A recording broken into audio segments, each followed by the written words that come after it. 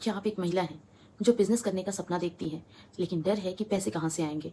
तो बिल्कुल चिंता मत कीजिए, सरकार दे रही है 1 करोड़ तक का लोन, वो भी आसान शर्तों पे। तो चलिए जानते हैं कि ये लोन आखिर कौन ले सकता है, इसके लिए शर्तें क्या हैं और हमें किन किन बातों का ध्यान रखना है। और साथ ही इस वीडियो को अंत तक देखिएगा, क्योंकि इसमें मैं आपको सारी छोटी छोटी डिटेल्स से लेकर सारी प्रोसेस समझाऊंगी। इस स्कीम का नाम है stand up India scheme. Bharat सरकार ने खास तौर पर इसे महिलाओं और अनुसूचित जाति जनजाति के लोगों के लिए बनाया है। इसके मुख्य उद्देश्य क्या है? पहला, महिलाओं को आत्मनिर्भर बनाना। दूसरा, महिलाओं को बिजनेस के लिए प्रेरित करना। तीसरा, महिला उद्यमिता को बढ़ावा देना। और इसके साथ ही अब हम जानेंगे कि इसमें लोन कितना आपको मिल सकता है। तो इसमें लोन मिल सकता है 10 लाख से लेके 1 करोड़ रुपए तक का।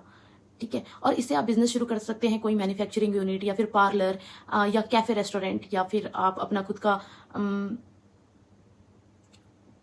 किसी भी अन्य व्यवसाय, मतलब खेती से जुड़ा नहीं होना चाहिए। लगभग आपके आपके दिमाग में अगर कोई है, अगर आपको लगता है कि आप सिलाई कढ़ाई कर सकते हैं, बुटीक ओपन कर सकते हैं, तो आप बुटीक भी ओपन कर सकते हैं। या ऑनलाइन बिजनेस करना है तो आप ऑनलाइन बिजनेस भी इसके माध्यम से कर सकते हैं। बस इसमें एक चीज ध्यान देने वाली यह है कि ये खेती से जुड़ा नहीं होना चाहिए, नॉन फार्मिंग होना चाहिए। यह टोटल कंपोजिट लोन होता है, इसमें working capital plus fixed capital दोनों शामिल होते हैं। अब हम बात करेंगे कि ये लोन कौन कौन ले सकता है। तो जैसे मैंने पहले भी बताया था कि विमेंस किसी की कैटेगरी से भी होंगे तो उनके लिए इस स्कीम के तहत दरवाजे खुले होंगे।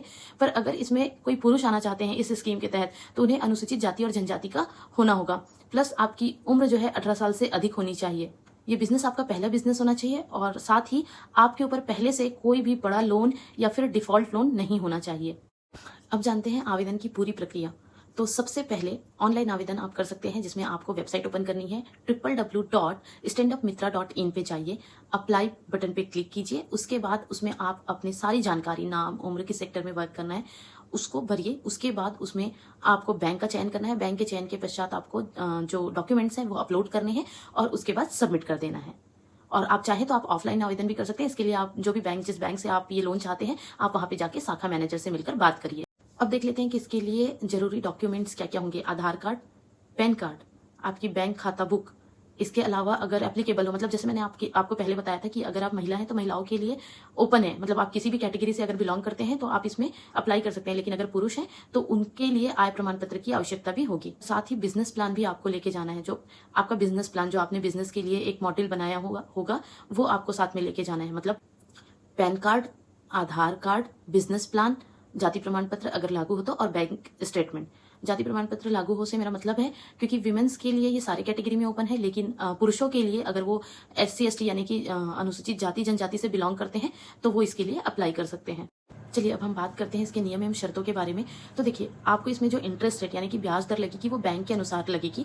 जो भी उस बैंक के MSME की दर होगी वो आपको लगेगी, पहली बात। दूसरी जो सबसे अच्छी बात है, इसके लिए आपको 7 साल तक, मतलब आपको लोन पटाने के लिए 7 साल तक की अवधि मिलती है। तीसरा, इसमें 18 महीने तक की EMI माफ हो सकती है।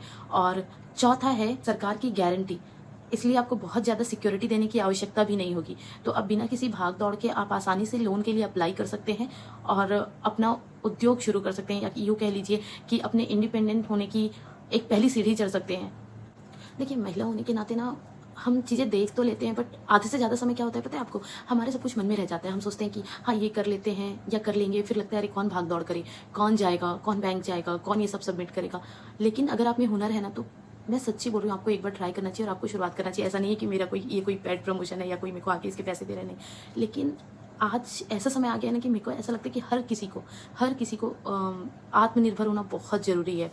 मतलब आज की डेट में अगर आपकी स्वयं की एक पहचान है ना, तो उसके बाद आपका सोसाइटी में जो रुतबा होता है या आप जब कहीं चलते हैं वो अलग होता है।